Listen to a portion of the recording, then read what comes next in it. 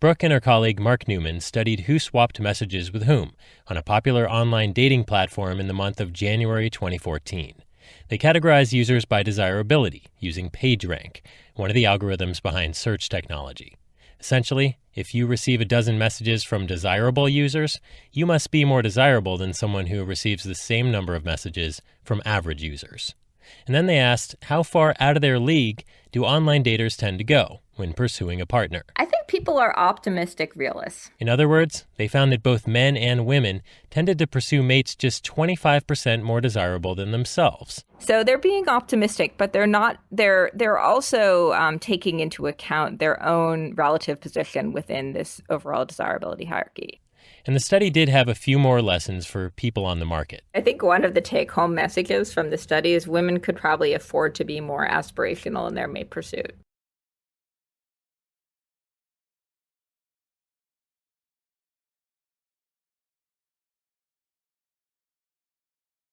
Good evening, ladies and gentlemen. My theme for this session is Convergence Technology Change and Business Practice. This is somewhat dear to my heart, in that I have spent much of the last 15 years involved in various aspects of technology and their impact on business, across a broad spectrum, from applications of signal processing in manufacture right through to the use of utilization data and diary applications, to improve the time utilization of the sales force.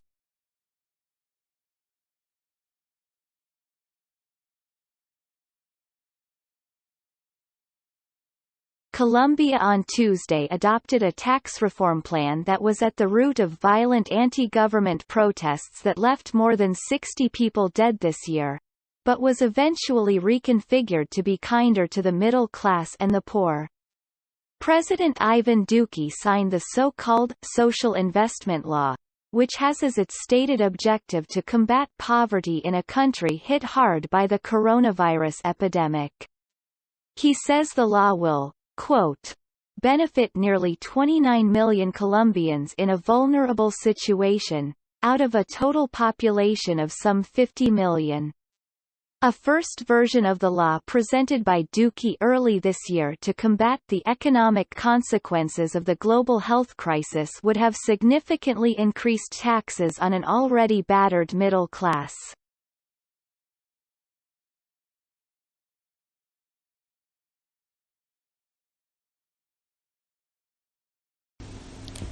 That brings us to the CEO's second duty, building everyone, or more accurately, building the senior team. All the executives report to the CEO, so it's the CEO's job to hire, fire, and manage the executive team. From coaching CEOs, I actually think this is the most important skill of all, because when a CEO hires an excellent senior team, that team can keep the company running. When a CEO hires a poor senior team, the CEO is up spending all of their time trying to do with the team and not nearly enough time trying to do with other elements of their job. The senior team can and often does develop the strategy for the company, but ultimately it's always the CEO who has the final go-no-go decision on strategy.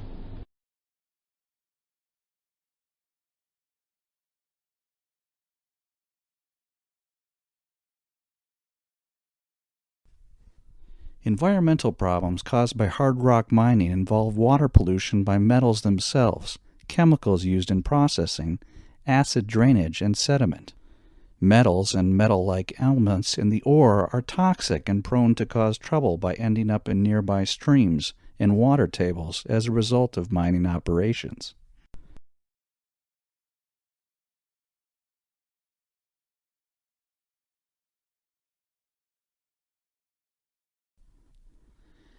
Higher interest rates have knocked investors' confidence in putting their money into property, evidence suggests. The insurance company Standard Life says that the rate rises since last summer have led more people to question the wisdom of property investment.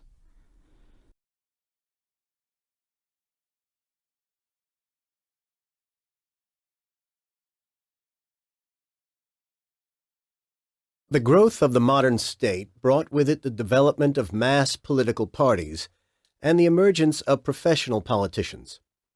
A man whose occupation is the struggle for political power may go about it in two ways. First, a person who relies on their political activities to supply their main source of income is said to live off politics, while a person who engages in full-time political activities, but who doesn't receive an income from it, is said to live for politics. Now, a political system in which recruitment to positions of power is filled by those who live for politics is necessarily drawn from a property-owning elite who are not usually entrepreneurs. However, this is not to imply that such politicians will necessarily pursue policies which are wholly biased towards the interests of the class they originate from.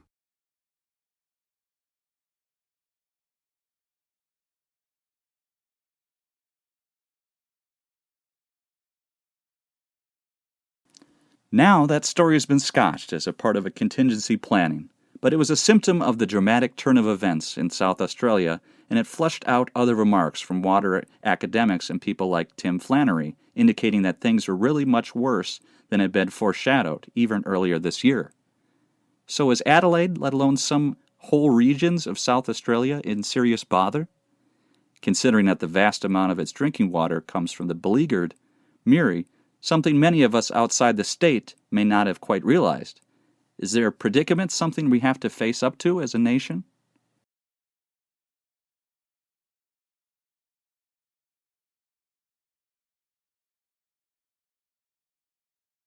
Lead in time is the amount of time that elapses between a business placing an order with a supplier for more stock or raw materials and the delivery of the goods to the business.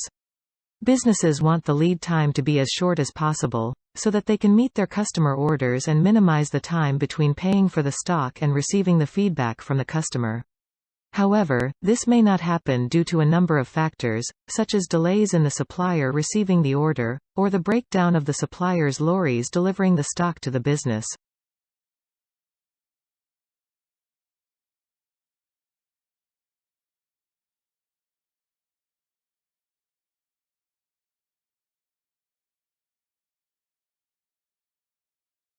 As with all human behavior, there are numerous reasons for it. But often it's caused by someone who feels the need to show their superiority over someone else, in order to feel that they aren't at the lowest level in hierarchy or a group of people. In some cases, one person simply dislikes the other, on the basis that the personality of one is in some way incompatible with that of the other person.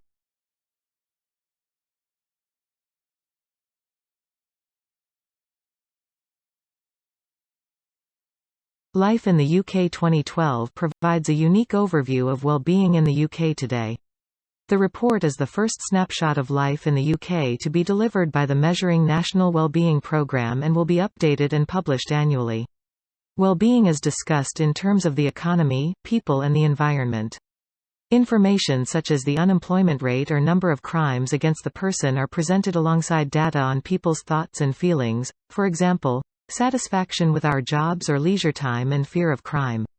Together, a richer picture on how society is doing is provided.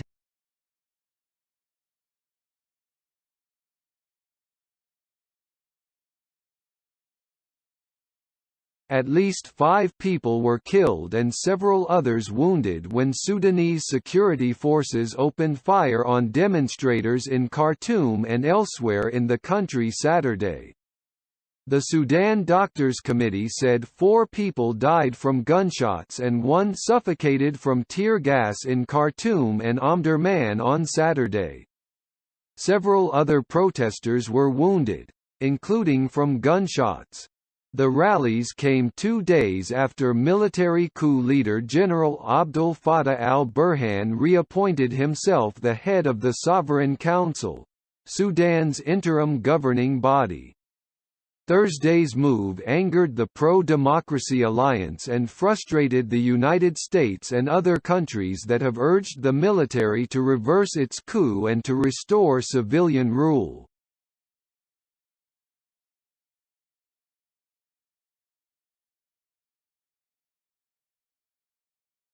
A massive tow truck worked Saturday to remove the remains of a burned-out oil tanker that exploded in a giant fireball overnight near the capital of Sierra Leone. Reuters' David Doyle has more. Deputy Health Minister Amara Jambai said the death toll currently stands at 99, with more than 100 people being treated in hospitals and clinics across the capital, Freetown. In a video from the scene shared online, the head of the National Disaster Management Agency, Brima Bura Sisse, said, "We've got so many casualties, burnt corpses," adding, "It's a terrible, terrible accident." Freetown's mayor said the extent of the damage from Friday's explosion was not yet known, adding that police and her deputy were at the scene to assist disaster management officials.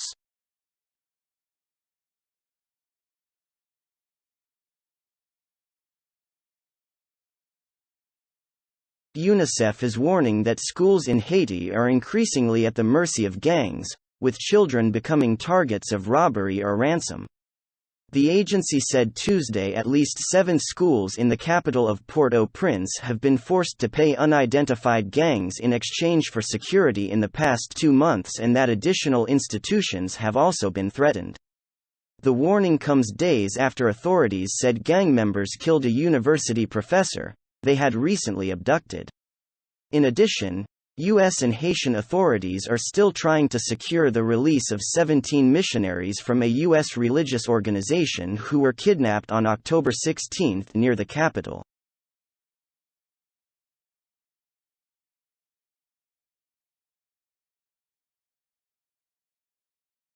Colombian military and police have confirmed that they have captured Dairo Antonio Usuga, known as Otoniel, Colombia's most sought-after drug trafficker and leader of the Clan del Golfo. He was captured on Saturday during an operation carried out by the country's armed forces. Colombia had offered a reward of about $800,000 for information concerning his whereabouts. Italy's right-wing former interior minister, Matteo Salvini, went on trial Saturday on charges of kidnapping for refusing in 2019 to allow a Spanish migrant rescue ship to dock in Sicily, keeping the people on board at sea for days.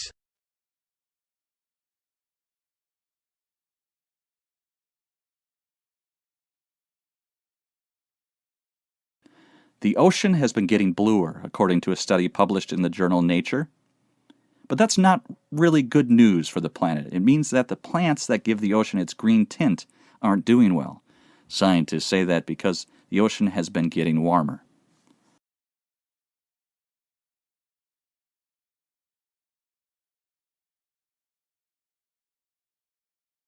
As a consumer, you're probably consuming imports. If we have a trade war and we start slapping tariffs on all of those imports, the bill is going to be higher. If the world relies so much on trade, what is a trade war and why do countries get caught up in them in the first place?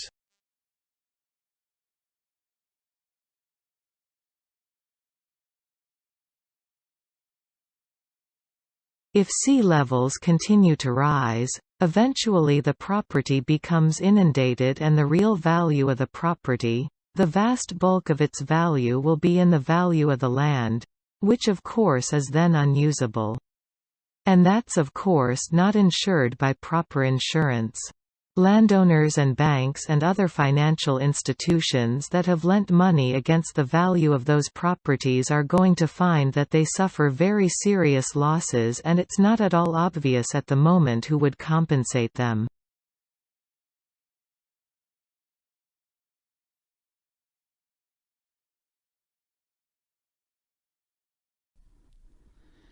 Higher interest rates have knocked investors' confidence in putting their money into property, evidence suggests. The insurance company Standard Life says that the rate rises since last summer have led more people to question the wisdom of property investment.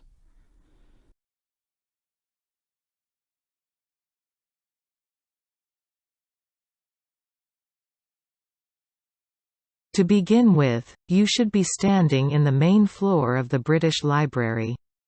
British Library, situated in the Euston Road next to some pipe crustacean press, in the foyer to the left of the information desk. It was a large white staircase. Follow this up towards the gallery at the top of the stairs. Pause and look to your left for attention. This is Robert Cotton, born in 1570, and died in 1631. Cotton was a Member of Parliament, but he's mainly known as a great antiquarian collector of manuscripts. It is the Covenant we have a great depth and the survival of many English manuscripts.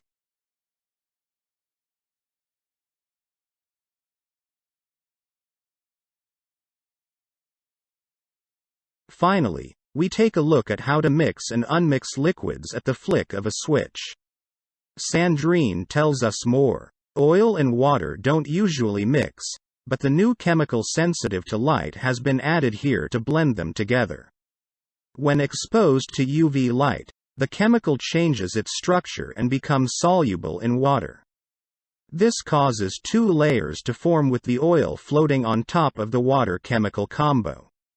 This method should be cheaper than the current alternative, which involves using high-energy centrifuges.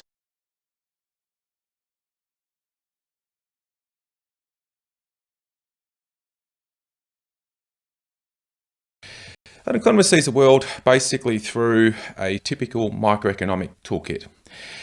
That involves things like thinking at the margin, rationality, opportunity cost, trade-offs. Economists, like any other discipline or dogma, has its own jargon and its own rules and its own way of seeing the world. But basically, economics, or economists in general, tend to apply microeconomic concepts like that to explain the way humans behave and to make predictions about the future.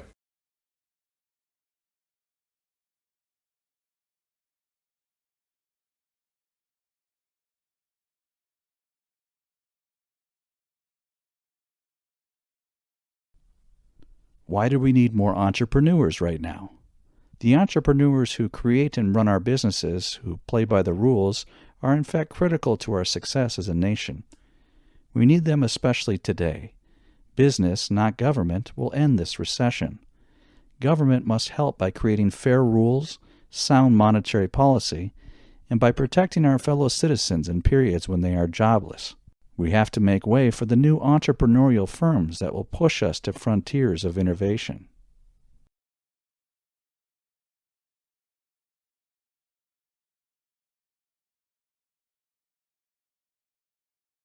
The earlier chocolate was quite unpalatable. They used to add things to it to make it more palatable, so for the early chocolate, they didn't know how to extract all the cocoa fat from it, so it was, or could be quite greasy, and if you made it as a drink you'd have this sort of scum on the top. So they used to try and add things to it, like starch and things, to make it a more palatable product. So there were a lot of scandals around the kind of things they were adding to chocolate in the 19th century. So by the sort of 1870s, 1880s, there are people like Cadbury's saying, our chocolate is absolutely pure. We have this new process, the Van Houten process, which now extracts all this horrible fat that we can use to make eating chocolate. Now we have a pure product.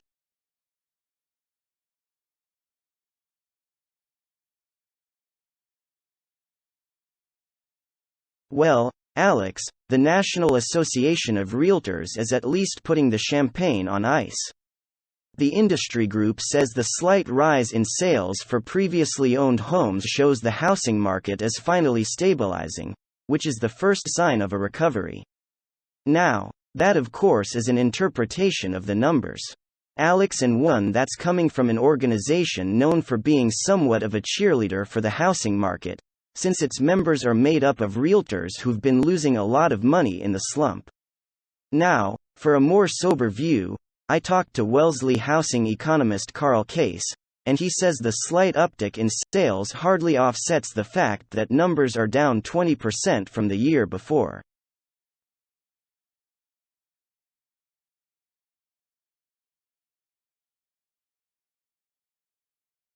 Adidas teamed up with an organization called Parley for the Oceans. Parley goes out and collects plastic waste from the ocean. Adidas uses the plastic waste to make shoes. Shoes made with plastic from the ocean. Good for the environment and good for business.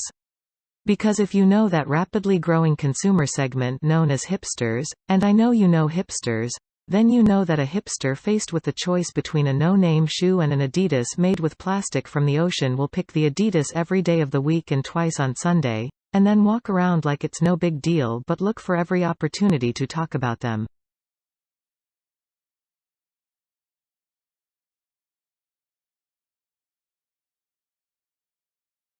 So, palm oil is the most widely produced oil crop currently.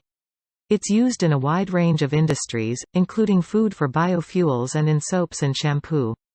However, those sectors growing fast, and unfortunately palm oil grows in exactly the same environment as tropical rainforest. So, the use and the development of palm oil, the growth in the sector, is leading to wide-scale deforestation. What we are hoping to do is if we can come up an alternative we can slow the growth of the sector and therefore stop the wide-scale deforestation in South Asia.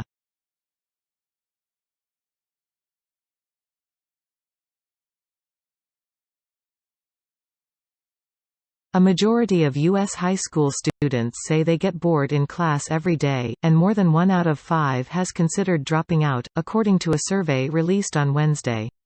The survey of 81,000 students in 26 states found 2/3 of high school students complain of boredom, usually because the subject matter was irrelevant or their teachers didn't seem to care about them.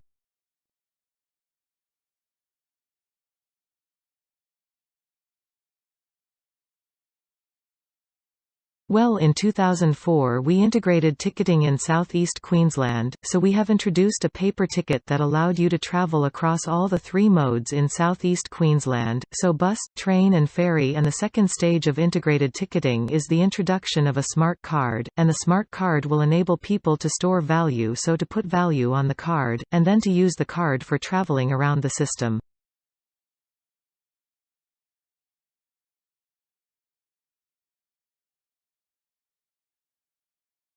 For the first time, Japanese researchers have conducted a real-life experiment that shows how some traffic jams appear for no apparent reason.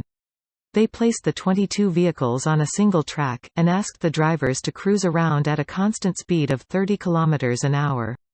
At first, traffic moves smoothly, but soon, the distance between cars started to vary and vehicles clumped together at one point on the track, but the jams spread backward around the track, like a shockwave at a rate of about 20 km an hour. Real-life jams move backward at about the same speed.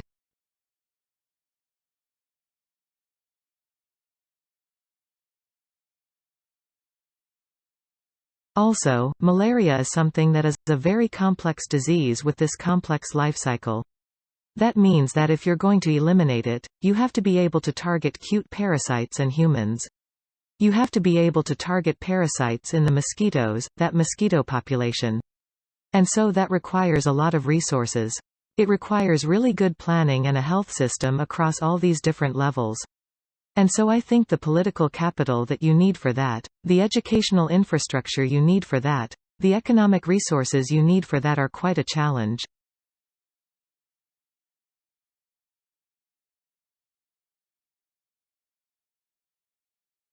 Perhaps you remember the dire predictions from the analysts. The fall-off in housing threatened to drag down the entire economy. High energy prices put the kibosh on consumer spending. Runaway inflation was poised to take off. David Wiss is an economist at Standard & Poor's. He says in the end none of those things happened in the final 3 months of last year.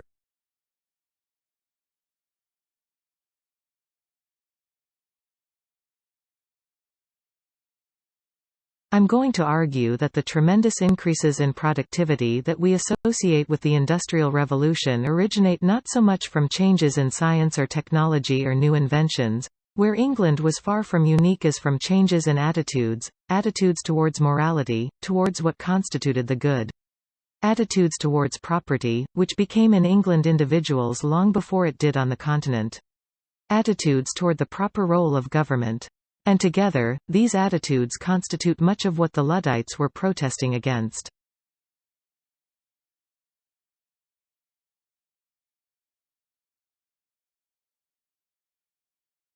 So, in a very important tense, memory is the cognitive function that stores knowledge that we've acquired through learning and perception. But also memory is important, because memory frees our behavior from being controlled by the present stimulus environment. If you didn't have memory, all you'd be able to do was react to whatever is currently in the environment now, whatever it is that you're experiencing. But memory allows us to respond to past events, as well as events in the current stimulus environment. And memory also gives us the means to reflect on our experiences, so that we plan for future encounters.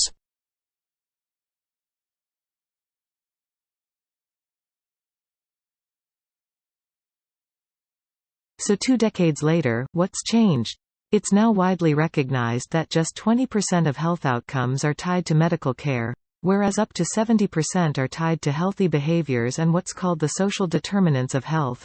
Basically, everything that happens to us for that vast majority of time when we're not in the doctor's office or the hospital. Healthcare executives now routinely remind us that our zip code matters more than our genetic code. And one healthcare publication even recently had the audacity to describe the social determinants of health as the feel-good buzzword of the year.